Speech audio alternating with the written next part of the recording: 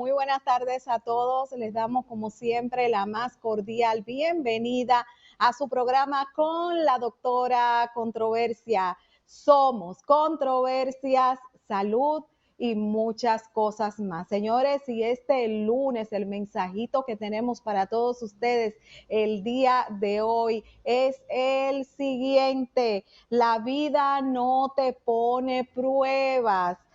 La vida te envía situaciones que no has resuelto. Recuerda, la vida no te envía pruebas.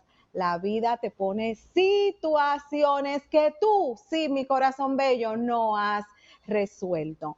Bueno, señores, hoy, este lunes, tenemos una entrega muy importante porque nos vamos al mundo de los niños. Y el día de hoy vamos a tratar el interesante tema, las dificultades en el aprendizaje en los niños. Para tratar este tema tan interesante, tenemos aquí el día de hoy una invitada súper especial para todos nosotros. Me refiero a la licenciada Orieta Isabel Sánchez. Ella es psicóloga clínica, psicometría y terapista, disfunción de aprendizaje, especialista en todo lo relacionado a lo que son esos asuntos de disfunción del aprendizaje en niños. Buenas tardes, Orieta, bienvenida a casa, ¿cómo estás?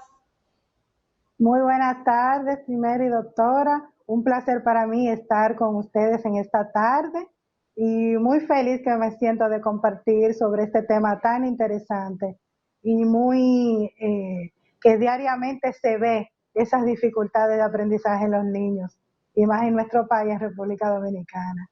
Para mí es un placer estar con ustedes. Para mí, Orieta, también es un inmenso placer tener esta tarde, pues la oportunidad de poder compartir contigo y un tema pues tan importante como dices, que es tan común, estas situaciones relacionadas a lo que son las dificultades en el aprendizaje en los niños. Aprovechando pues este mismo puntito, quiero que nos exprese, que nos expliques aquí a todos nosotros y a nuestros seguidores a qué nos referimos cuando hablamos de este asunto relacionado a lo que serían las situaciones del aprendizaje, dificultades en los niños. Sí, para hablar sobre las dificultades, inicialmente debemos de conocer qué es aprendizaje. Entonces, vamos a conocer que el aprendizaje es un cambio perdurable en la conducta o en la capacidad de comportarse de ciertas maneras. También es el resultado de la práctica o de otras formas de experiencia. El aprendizaje tiene criterios que se toman en cuenta, como es que el aprendizaje nos implica un cambio, también perdura por el largo del tiempo y ocurre mediante la experiencia. O sea que el aprendizaje, desde antes de nacer, vamos experimentando aprendizaje. Entonces, por eso se dice que mediante la experiencia ya uno va transcurriendo desde que uno nace.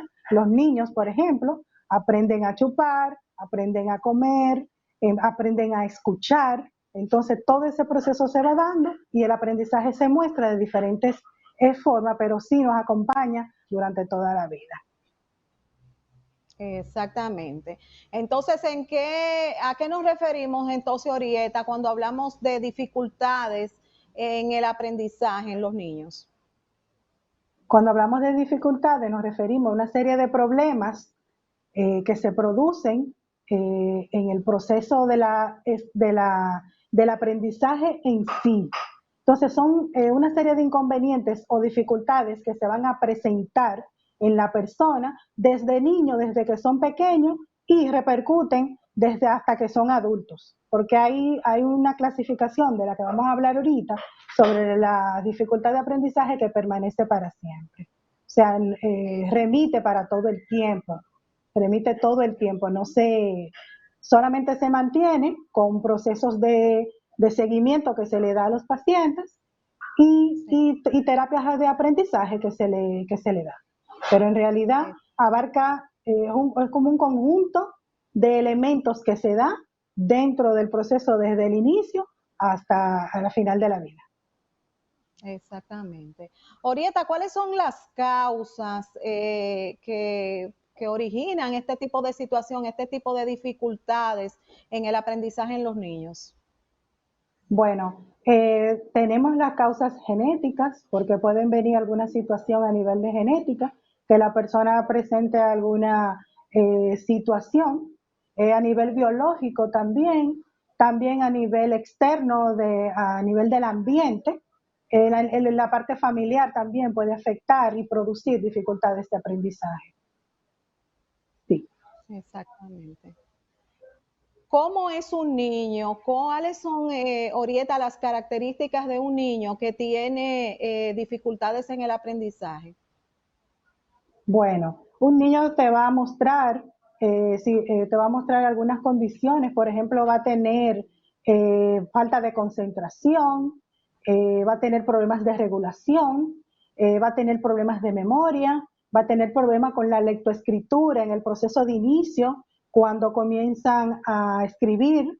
Muchos te van a tener la situación de que te van a cambiar una letra por otra, que la van a sustituir.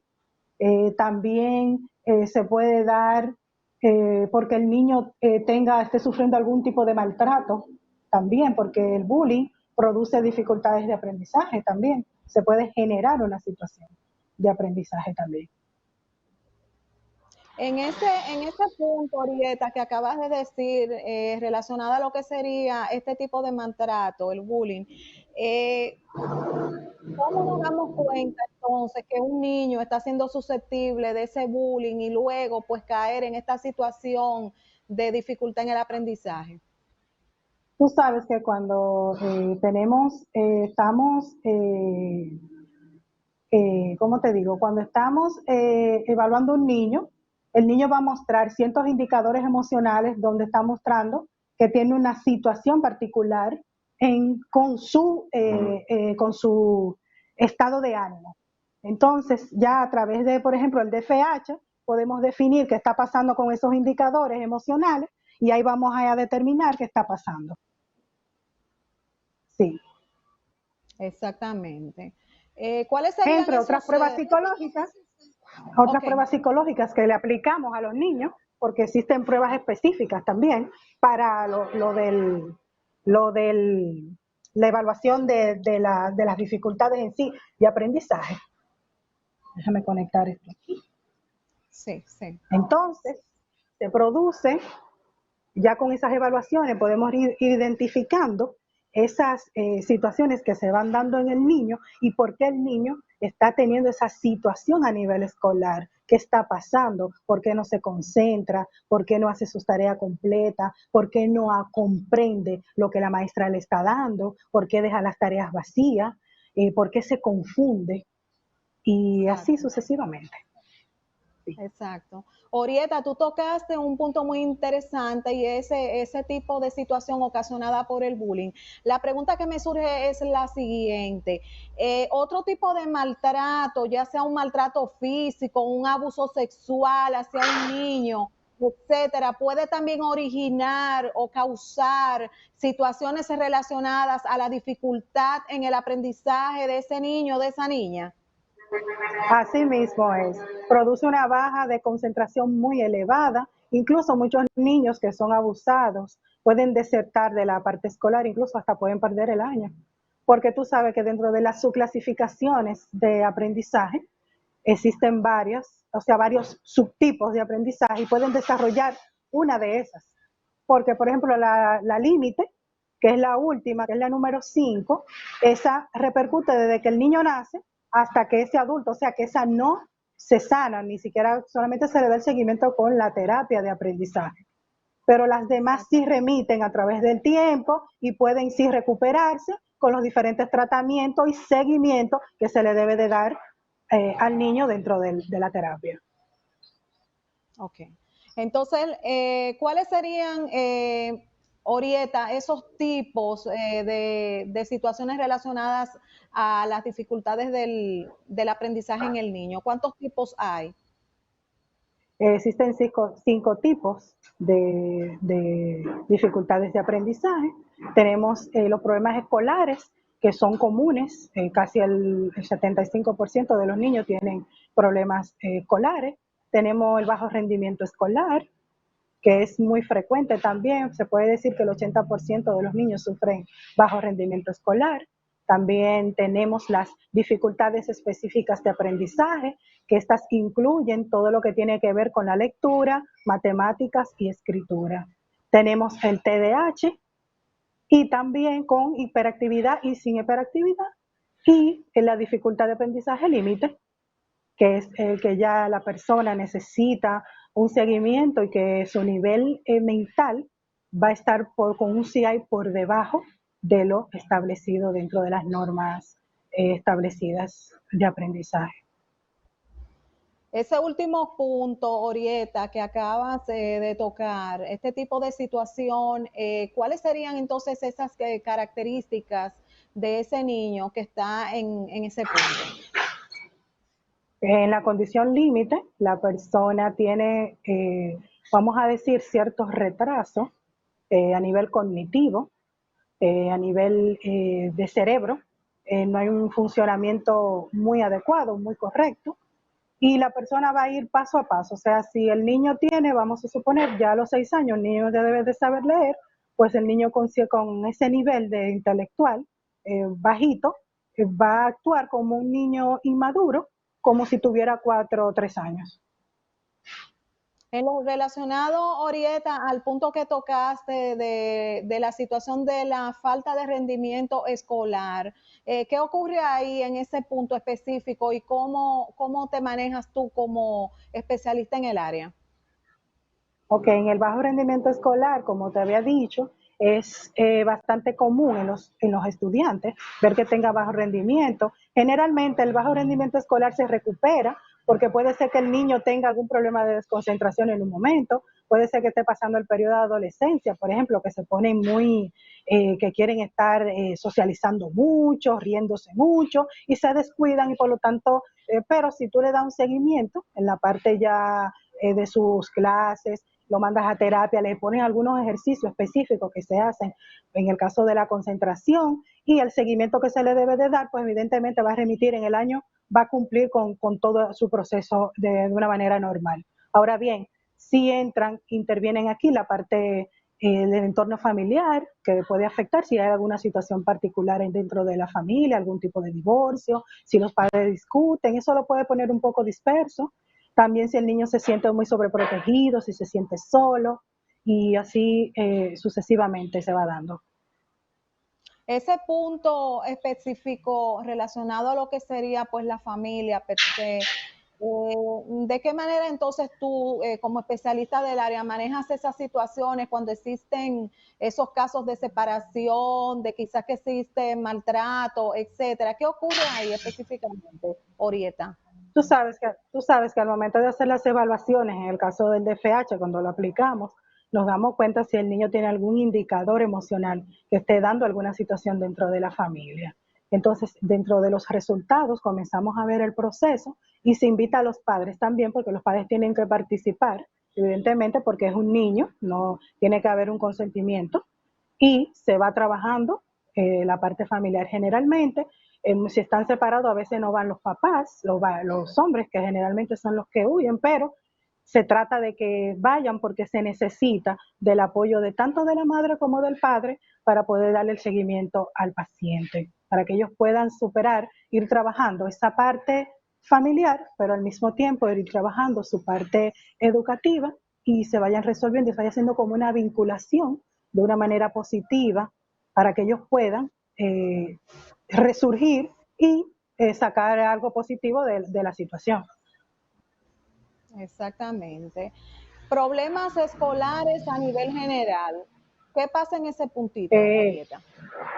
los problemas escolares a nivel general, los niños presentan ciertos problemas no conductuales de una manera muy directa, pero sí pueden estar, por ejemplo, que no hagan las tareas, se ponen un poco irrespetuosos con los maestros, pero no es nada que no se pueda resolver y que le tenga una consecuencia exactamente, porque muchos de estas dificultades de aprendizaje tienden a algunas a provocar situaciones a nivel conductuales. Muchas no se remiten tanto ni son tan notables, pero sí se notan y se puede dar un proceso, porque acuérdate que hay algunas de las dificultades que están relacionadas a la memoria, a la regulación de que tiene el niño, esa autorregulación que no la maneja bien, también a los impulsos, pues, y el trabajo que se hace a nivel de los 5 sentidos, porque puede ser que el niño tenga un problema visual y me esté dando una dificultad de aprendizaje porque el niño no ve bien,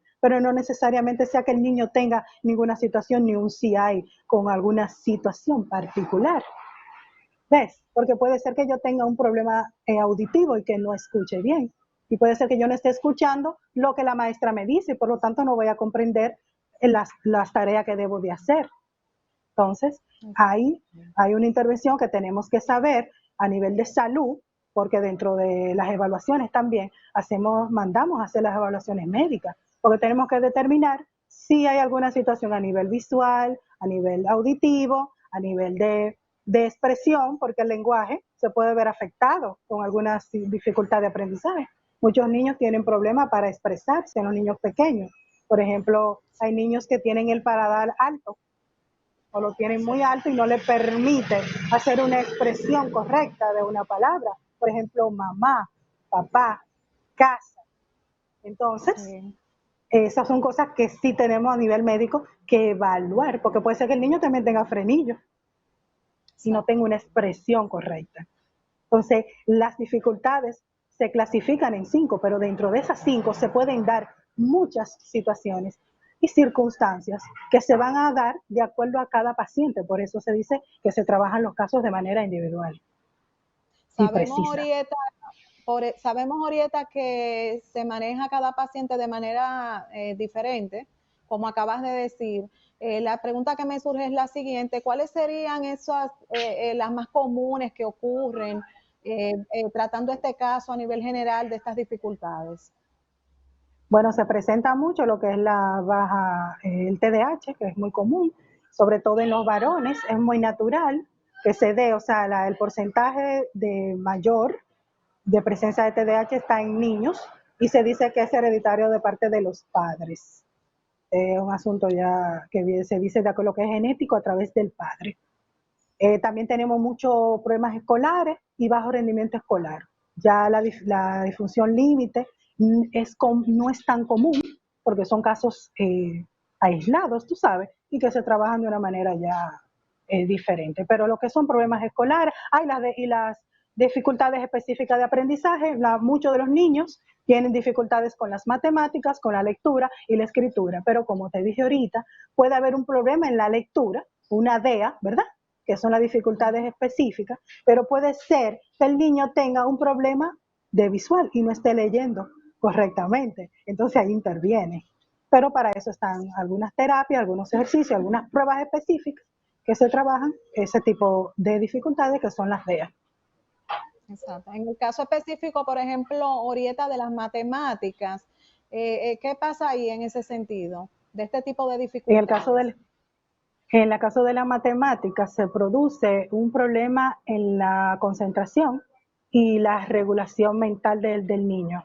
Entonces puede ser que el niño no calcule, no haga los cálculos de manera correcta o haya tenido también un inicio de año escolar o de aprendizaje no muy correcto, porque parte de los problemas de aprendizaje puede ser que cuando el niño ingresa a sus primeros años de educación a ese nivel, puede ser que no reciba la información correcta y el niño se bloquea o el niño no comprende o no se le explicó de manera correcta. Entonces eso puede generar problemas. También el conteo está muy relacionado al sistema gestáltico de la persona, está muy relacionado a cuando aplicamos, por ejemplo, una prueba de Bender, nos damos cuenta de cómo organizan, cómo cuentan. Entonces esa parte está muy vinculada a esa parte. ¿Puede, Orieta, esta situación que estamos viviendo en este momento relacionada a este COVID-19 que nos ha afectado a todos de una forma u otra, afectar a los niños en relación a lo que sería el aprendizaje per se? Sí, de por sí ¿Por qué? se produce eh, tomando en cuenta que, por ejemplo, el año escolar tuvimos que hacer un desaprendizaje para aprender algo nuevo. Usamos la Exacto. computadora, excelente. Pero ¿qué pasa? Nuestras clases pasaron a ser virtuales, donde los niños más pequeños, que son los más vulnerables, se van a tener situaciones el año próximo. Entonces, aparte de la parte emocional que nos ha llevado el COVID-19, porque emocionalmente estamos estresados, estamos ansiosos. Un niño que esté trancado en su casa, como estamos en confinamiento, que le pongan a hacer tareas de una manera brusca, como se estuvo haciendo, porque parte del proceso que hubo fue que hubo mucha tensión de parte de los maestros y también los padres estaban muy estresados. Entonces eso puede generar ansiedad y alterar todo ese proceso de dificultad de aprendizaje. En una de los talleres que yo imparto, le dije a mis participantes que el año que viene tenían que tomar en cuenta, como tengo estudiantes de psicología, tengo estudiantes de orientación, como ellos entran a las aulas, tienen que hacer un proceso observativo muy, muy cuidadoso. Porque esos niños que vienen con esas dificultades de aprendizaje, esas se van a acrecentar ahora, después del COVID, porque hay una situación emocional que ha intervenido, que ha crecido la falta de concentración, la ansiedad, el desaprender, volver a tomar esto, hacer aquello. Entonces todo eso vamos a tener que tomar medidas y esos niños que tienen esas dificultades, pues tomarlo más en cuenta en el aula, observarlos, estar más atento a ellos y hacer el seguimiento. Si hay que hacerlo más seguido, pues se hará con la debido seguimiento a nivel de psicología y de terapia. Exactamente. ¿Qué consejos, Orieta, tú le darías a mamá, a papá, en estos momentos con aquellos niños ya que tienen sus dificultades, ¿verdad? Base, para manejarse pues en esta situación tan atípica, Orieta, que estamos viviendo. Sí, bueno, los padres lo primero es que tienen que mostrar cierta tranquilidad, aún dentro de la dificultad que estamos viviendo. Sé que hay muchos padres que están sin trabajo, otros tienen que trabajar desde la casa. Lo importante sería crear horarios de trabajo para que se puedan organizar los espacios, dedicarle el tiempo al niño para que pueda ejecutar esas tareas dentro de su tiempo, dentro de su espacio para ir trabajándola adecuadamente, hacerle repasos dentro del hogar y darle su seguimiento con su terapeuta asignado para seguir haciendo y que el niño pueda seguir evolucionando y trabajando de una manera lo más asertiva posible dentro del proceso. Ahora bien, yo espero ya que el año que viene podamos ir a las aulas, ya vamos a ver los comportamientos que van a surgir, porque con el problema del COVID vamos a tener unas nuevas conductas, vamos a tener que trabajar a nivel de todos, no tan solo los niños, desde los niños hasta los adultos, porque la persona se puede poner agresiva, el tanto de estar encerrado, entre otras situaciones que se van generando, y tenemos que hacer como un seguimiento, como una observación profunda, porque de que van a venir cambios conductuales profundos, sí, lo vamos a tener,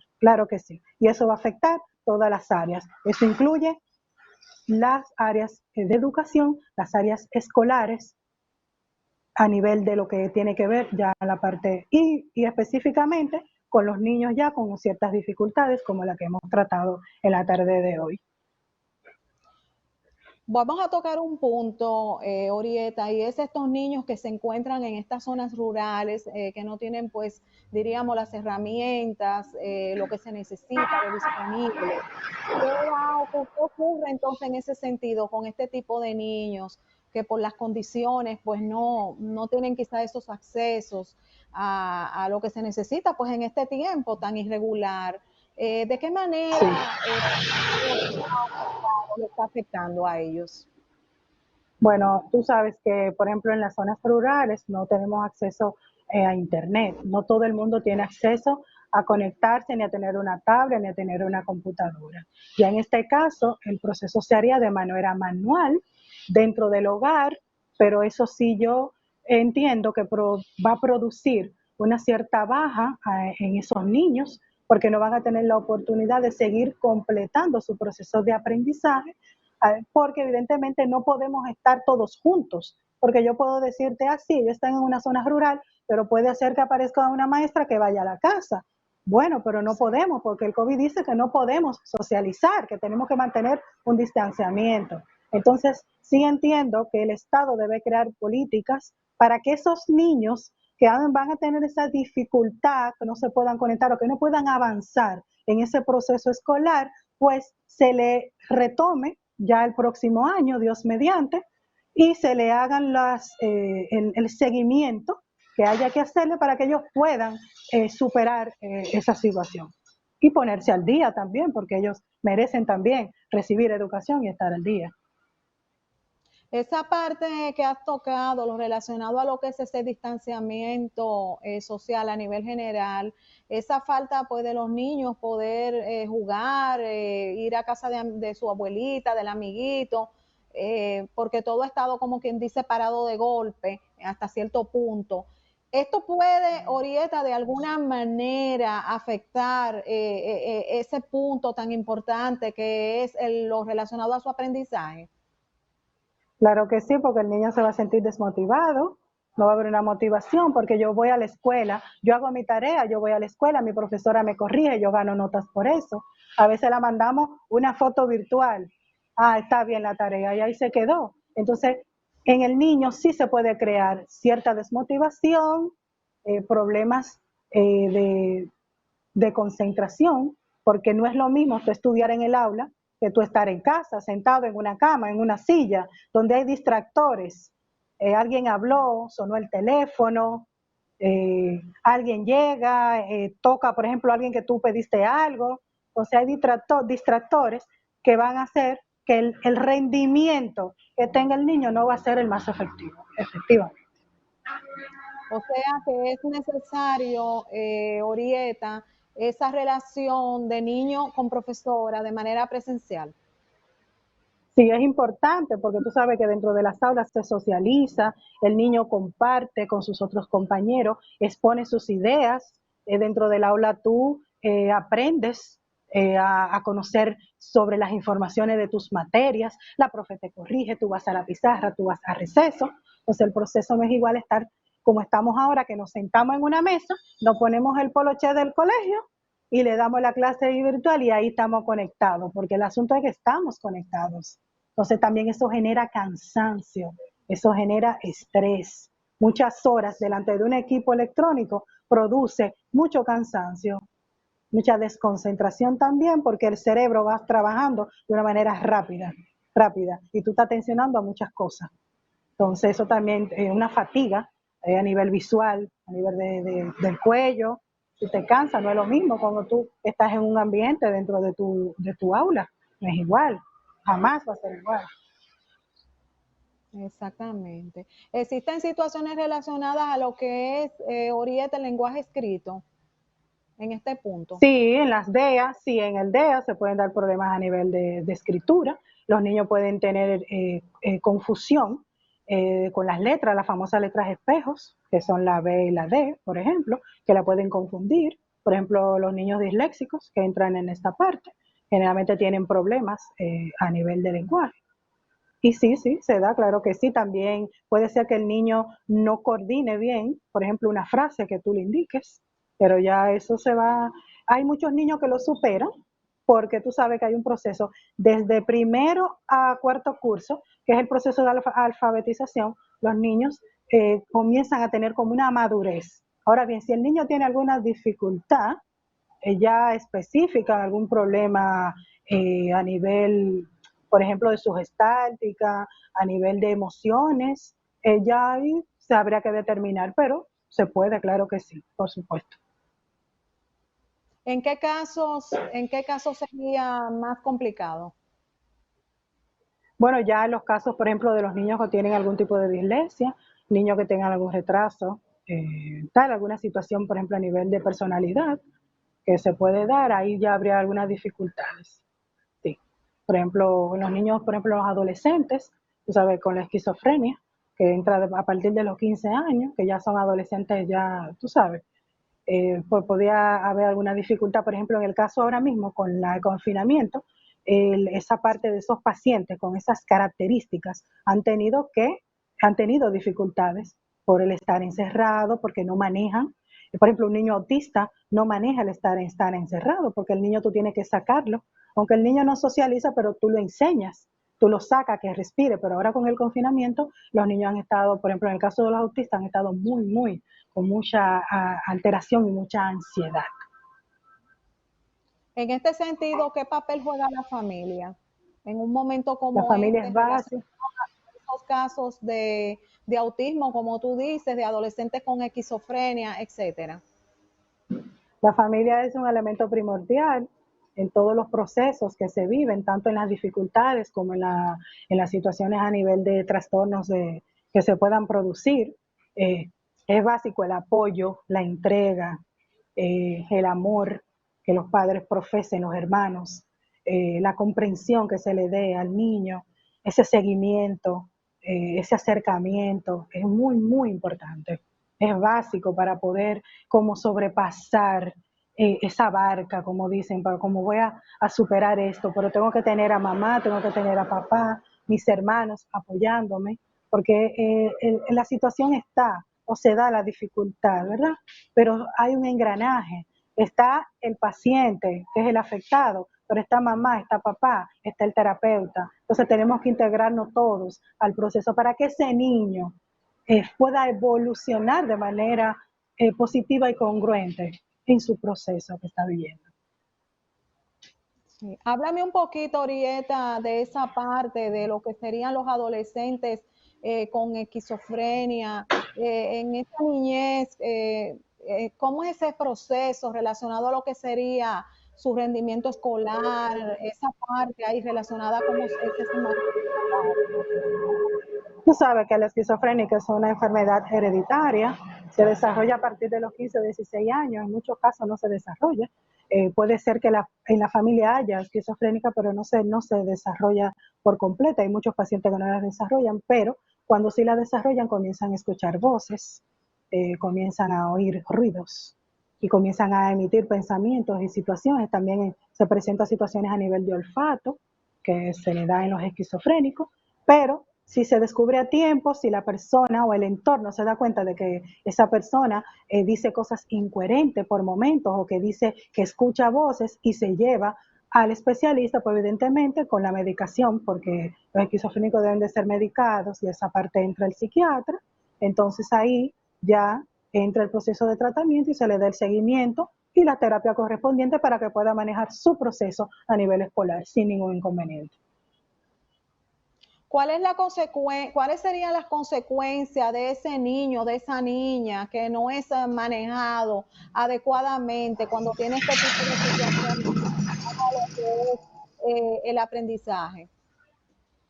Bueno, si no se toma en cuenta, el niño va a tener a nivel, cuando va creciendo, esas situaciones de aprendizaje se van a ir acrecentando, porque cada año escolar, ¿qué pasa? Cada año escolar tú tienes un nuevo aprendizaje, pero si tú no aprendes lo básico, no vas a poder ir a lo otro. Si tú no aprendes a sumar, ni a restar, ni multiplicar, tú no puedes dividir. Si no aprendes a multiplicar, no puedes dividir, entonces todo es un proceso, es una cadena y se generan lo que son las llamadas famosas lagunas en la persona. Y sigue creciendo esas lagunas, se van acrecentando y cuando llega a nivel que va a la universidad no sabe qué va a estudiar porque no tiene dominio ni control de ninguna de esas funciones básicas que se dan dentro del proceso de aprendizaje.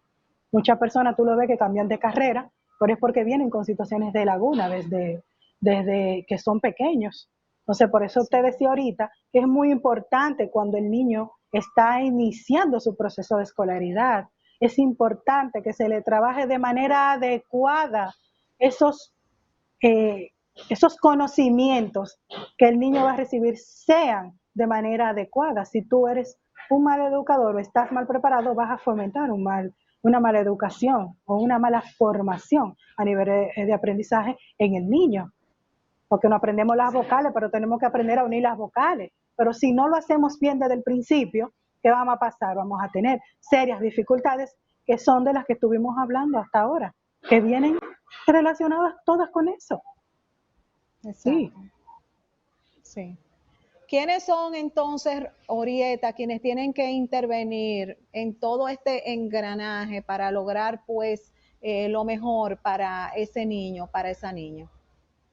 Bueno, interviene los padres, por supuesto, el niño, que es el paciente, los orientadores, los psicólogos escolares, psicólogos clínicos, porque tenemos que trabajar una parte emocional, también los orientadores de las escuelas, porque ellos están en las aulas, ellos entran a las aulas, ellos pueden percatarse. Y el maestro, de por sí, ahora bien, tenemos que tomar en cuenta que tenemos un sistema escolar donde hay, ¿cuántos niños en un ambiente público? Como 60 niños. Es difícil para una maestra, donde hayan 60 niños, determinar.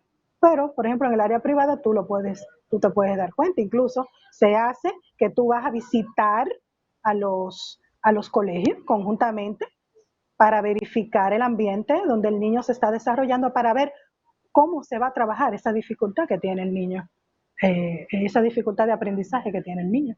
Entonces tú vas al ambiente escolar, conoces su escuela, conoces sus compañeros, conoces a su maestra, entonces tú vas a establecer cómo se comporta el niño dentro y fuera. Y eso es un engranaje, es un gran trabajo que tenemos que hacer. Es un trabajo de tiempo, hay que dedicarse, esto requiere de amor, eso requiere de entrega, de mucho apoyo, de mucha resiliencia, porque no es fácil manejar un año escolar donde tú ves que a fulanito le fue bien, pero yo estoy un poco rezagado, sí, pero tú vas a poder. Y a veces no estamos en ánimo, a veces tenemos problemas, a veces estamos cansados, pero tenemos que hacer lo mejor por estos niños, ¿verdad que sí? Por esos chiquitos, para que salgan adelante y puedan superar esas dificultades que le están apremiando en este momento. Ese mismo estado de ánimo, ese estrés, esa situación que en casita pues está viviendo papá y mamá por ese desempleo, por una pérdida de un ser querido, etcétera, etcétera, etcétera, puede afectar al niño en qué áreas de su vida. Y si En ellos todas las áreas. ellos, Orieta, reciben esa información de cómo se siente papá y mamá, aunque no lo expresen delante de ellos, por ejemplo. Sí, tú sabes que a veces, o a veces no, estamos ahora mismo en una situación de vulnerabilidad, donde muchos padres están muy nerviosos, muy alterados. Todo esto afecta la parte cognitiva, la parte emocional, la parte psicológica y hasta física del niño, porque puede ser que tú en un momento te incomodes y puedas maltratar al niño, le hables mal, le grites. También al estar dentro de la casa se puede producir un descontrol a nivel de horarios, que eso se está dando mucho, la gente se acuesta tarde, se levanta tarde, no tiene como un horario, como un régimen. Y tú sabes que los niños, es bueno mantener como ciertos horarios con ellos, tanto para el sueño, para sus tareas, para todas las cosas que tiene que hacer. Y sí, le puede afectar, por supuesto.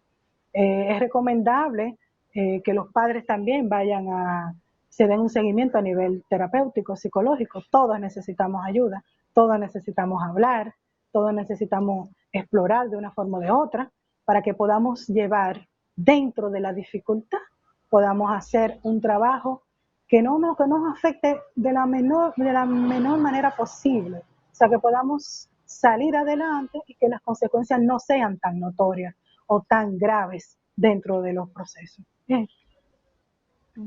Dentro de esos cuadros que tú citaste, ¿cuáles necesitan una educación, diríamos, más especial o más específica? Bueno, las familias donde hay niños con autismo, con dificultades, los niños, por ejemplo, con discapacidad límite, sí, esas sería como lo que tú tienes que tomar como más en cuenta. En los casos donde hay niños con síndrome de Down, que hay que, tú sabes, trabajar y manejar ciertas circunstancias en el entorno. Y ya lo demás se va manejando de una manera organizada, pero paso a paso, porque tenemos que hacer la cosa paso a paso en este proceso, paso a paso. En el caso de la discapacidad límite, ¿qué ocurre ahí? ¿Eso se maneja, se cura? ¿Qué pasa en ese punto? En el caso de la discapacidad límite, eso remite a través del tiempo, se permanece para siempre, lo único es que se le da un seguimiento y las terapias que se le va dando a la persona, de acuerdo a cómo va creciendo, se le va trabajando, pero sí, la discapacidad siempre va a estar ahí, siempre. A excepción de las demás, bueno, el TDAH se controla, se puede controlar, pero también tiene su parte pero las demás sí se controlan, pero sí, permanece para siempre la discapacidad límite, sí, sí, sí, A claro nivel que sí. general, ¿cuáles serían, Orietas, los tipos de técnicas empleados? Bueno, bueno, se le puede aplicar terapias de aprendizaje de acuerdo a los resultados de las pruebas dadas. Hay muchos tipos de pruebas que tú puedes trabajar para la concentración, por ejemplo, el uso de las masillas, el uso de los crucigramas, romper papeles. También se le aplica terapias para ponerlo a ellos, aprender por ejemplo, a manejar su lateralidad. Hay muchos que no la manejan muy bien, el lado derecho, izquierdo, arriba, abajo. Existen diferentes terapias que se van aplicando de acuerdo al paciente y a lo que vaya presentando. Existen juegos también, existen diferentes como técnicas que tú puedes ir aplicando en el uso para ir trabajando y redimiendo esas pequeñas situaciones que se van dando. ¿Qué ocurre en el caso específico de esa sobreatención, por ejemplo, a un juguete, a un objeto específico? Bueno, con la sobreatención, tú sabes que hay que trabajar, porque puede producirse como un apego a esa parte. Entonces, por ejemplo, el niño le gusta mucho el televisor, tenemos que poner horarios, porque eso desconcentra mucho. Un niño sentado también tantas horas, eso te puede producir aumento de peso, que el niño no sea ágil físicamente, que tenga, por ejemplo, no socialice, todas esas cosas van afectando. Entonces tenemos que aprender a que el niño tiene que salir, aunque sea al patio, hay que sacarlo a correr, a brincar, dependiendo de cómo tú te encuentres o de la situación o el lugar donde te encuentres. Pero hay que buscar la forma de que el niño respire, de que haya una interacción a nivel del entorno, que no sea ni tablet, ni celular, ni televisión, ni computadora. Porque ahora mismo eso es algo como que está muy fuerte, el uso de estos Muy de equipos, moda, ¿sabes? Sí, sí, es muy complicado, en verdad, manejar eso, en realidad. ¿Consideras tú correcto algo que emplean muchos, pero no vamos a decir todos, ¿verdad? No podemos encasillar los Ajá, temas. Muchos padres claro. de entregarle la tablet, de entregarle ese celular, ese dispositivo con el objetivo de que para quitárselo de arriba a ese muchacho, ya tú sabes. ¿Está correcto esto? No, no está correcto, porque como te había dicho, el uso abusivo de los equipos electrónicos traen problemas de desconcentración, problemas de sueño, aparte de que los niños pueden entrar a páginas incorrectas o indebidas, donde pueden ser canalizados por tipo de personas dañinas. Entonces es importante que se maneje el horario, incluso por edad del uso de los equipos electrónicos. Tiene que haber una reglamentación y niños pequeños no deben de usar ese tipo de equipos. Los niños pueden ver muñequitos, ver una televisión a una hora determinada, pero ese uso abusivo que se está haciendo de los equipos para que el niño se esté tranquilo, se siente, no es correcto. Yo no estoy de acuerdo con eso y entiendo que existen otros mecanismos, otras acciones que podemos hacer para que el niño crezca de manera saludable, más sano y más propio de sí y más concentrado. Exactamente. ¿Qué ocurre con el caso contrario, Oriel? Tener ese exceso de atención a ese objeto, como tú explicaste ahorita, sino que eh, todo lo contrario, y es el no tener esa atención, la falta de atención. ¿Qué pasa aquí entonces en el lado inverso, diríamos, diferente, contrario? Tú sabes que cuando tú pones a un niño a que sea que sea solamente él, tú vas a provocar inseguridad en él, una baja autoestima y serios problemas de socialización. Entonces tenemos que aprender a tener apegos sanos, tenemos que aprender y enseñar a los niños a que aprendan a crecer dentro de su proceso de crecimiento. Ellos deben de aprender a manejarse, a crecer, a hacer las cosas con su respectiva responsabilidad y obligaciones propias de su edad. Pero sí tenemos que trabajar los apegos sanos, porque una sobreprotección trae también dificultades en el aprendizaje, porque están tan concentrados en que todo me lo hacen que me vuelvo un inútil. Entonces papá lo que hace con esto, que hace que inutiliza al niño, bloquea al niño de su desarrollo natural, cognitivo que debe de tener. Entonces tenemos que tener mucho cuidado con esa parte y hay que manejarlo con mucha responsabilidad. Exactamente. ¿Qué ocurre, Orieta, en los casos en que esas responsabilidades, esas obligaciones a ese niño, a esa niña, están fuera de lo que sería su etapa o su edad? ¿Cuáles son esas consecuencias a nivel general y relacionadas también a lo que sería el aprendizaje per se? En el caso del aprendizaje, se va a producir un retraso porque no va a aprender correctamente, porque su nivel de madurez está por debajo. Entonces tenemos que trabajar esa parte de una forma adecuada. Entonces se va a producir eso, se va a producir que el niño va a ser el centro de atracción, va a estar totalmente en función a él, que todo gire en función a él, y vamos a crear una personalidad prácticamente narcisista. Entonces tenemos que tener cuidado con eso. Sí, tenemos que tener mucho cuidado con eso. Y sobre todo más con los niños que son manipuladores por naturaleza. Porque se da el caso que los niños por naturaleza tienden a ser como un poco manipuladores, pero eso tiene que ver ya con el aspecto emocional que tengan dentro del hogar. Pero sí, se da. Me ha gustado mucho ese punto, Orieta, que ahora acabas de decir que los niños son manipuladores por naturaleza. Entonces, por favor, yo quiero, Orieta, que en este momento tú nos digas cómo yo me puedo dar cuenta que ese niño, que esa niña, pues está manipulándonos. Bueno, se produce una manipulación cuando el niño, tú ves, por ejemplo, que tú no le dejas usar la tablet, comienza a llorar, te hace un drama, comienza a gritar, que va a llamar a fulano, que va a hacer aquello. Entonces tú te vas dando cuenta del comportamiento cuando te hace berrinche delante de la gente, cosas que no hace usualmente en la casa, lo hace delante de otro para llamar la atención. Ahí podemos darnos cuenta de que está teniendo un comportamiento para llamar la atención, entre otros, porque eso va a depender y eso varía mucho de acuerdo a la situación en que se encuentra el niño y el entorno familiar donde este mismo se esté desenvolviendo. También eso va a tener mucho que ver con el carácter que manejen los padres, cómo los padres se manejan, esa parte del respeto, cómo lo trabajan en el hogar, cómo es la autoridad dentro del hogar, si papá tiene autoridad y se respeta y mamá también, porque tiene que haber autoridad de ambos y ambos debe ser compartida. No podemos quitar la autoridad a papá ni a mamá, pero tenemos que compartir. Pero el niño tiene que respetar a mamá y tiene que respetar a papá. Pero también hay que respetarlo a ellos, pero ellos tienen que obedecer. Los niños tienen que aprender a obedecer, porque si tú no le enseñas las normas de obediencia, que mañana tú vas a tener niños con problemas de delincuencia, niños con problemas que van a trascender a nivel delictivo. Uso de sustancias, atracos, droga, lo que estamos viendo. ¿Por qué? Porque no se puso un debido llamado en su momento.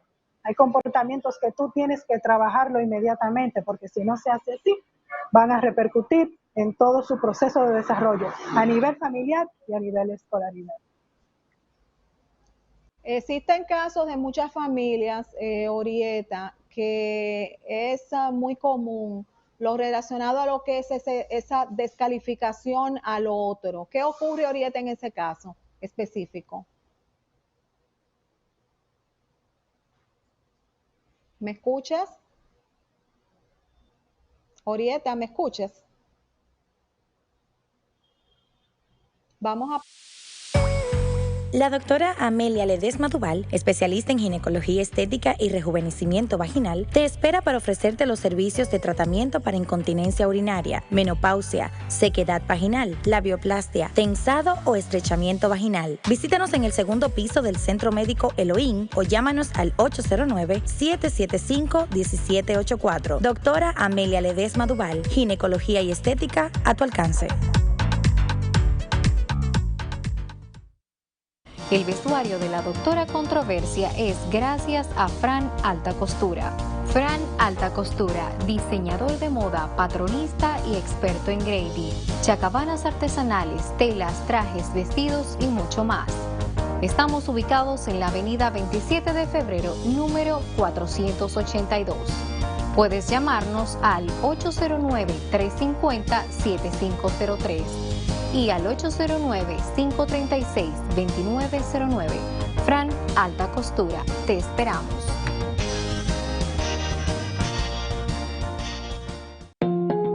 Productos Fieras, belleza cosmética y cuidado personal. El cuidado de mi piel y mi cabello es gracias a Viera. Se lo recomienda la doctora Controversia. Estamos ubicados en la Marginal 30 de Mayo, número 28, Urbanización Miramar.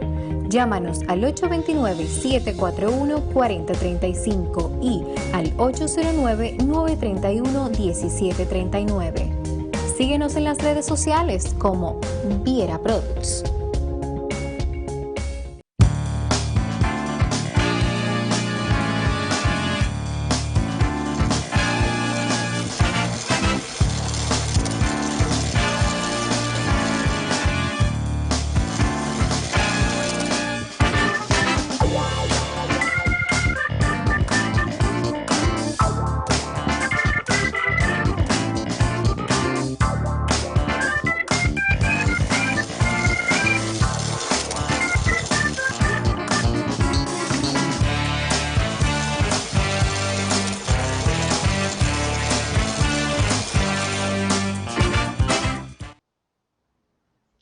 Bueno, señores, tuvimos una pequeña interrupción, pero gracias al Señor estamos de nuevo, de vuelta, con este tema tan interesante titulado Las dificultades en el aprendizaje en los niños, con la licenciada Orieta Sánchez, especialista en todos estos temas relacionados a las dificultades.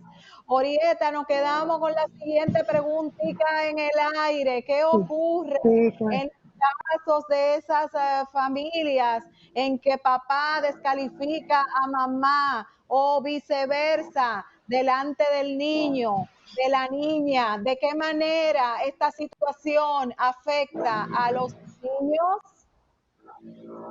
Bueno, tú sabes que cuando los padres tienen algún inconveniente a nivel de pareja, eso afecta a nuestros niños. Entonces, tenemos que tratar de que esas diferencias no afecten a nuestros pequeños. El niño va a sentir, por ejemplo, puede ser que la niña se sienta pequeña, se sienta con una baja autoestima, puede ser que el niño asuma que es el hombre de la casa, y en un hogar tenemos que aprender que todos tenemos los mismos derechos, que tiene que haber amor, que tiene que haber respeto, que tiene que haber comunicación, que tiene que haber alegría, y tenemos que trabajar esa parte, porque cuando vemos que yo llamo la atención como mamá, pero viene papá y me quita esa autoridad, el niño ¿qué va a hacer? Porque cuando la mamá le hable no le va a obedecer, va a hacer lo que le dé la gana. Entonces mamá y papá tienen que ponerse de acuerdo para trabajar esa parte, porque tenemos que fomentar en nuestros niños el respeto y que tengan una personalidad lo más sana posible. Recordemos que los niños, sus mentes son pequeñas, y dicen que los problemas a nivel mentales, si se trabaja bien la mentalidad de un niño, mañana va a ser un adulto sano. Ahora bien, si tú trabajas y maltratas, por ejemplo, a un niño o le afecta su salud mental, va a ser una persona dañada mañana. Entonces tenemos que cuidar a nuestros niños, su parte emocional, su parte psicológica. No somos perfectos, venimos de hogares disfuncionales, pero sí podemos modificar, podemos cambiar constructos familiares para fomentar.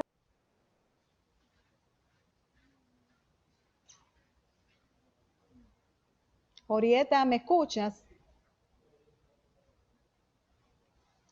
Bueno, señores, hemos estado presentando dificultades con relación a lo que sería el Internet de Orieta.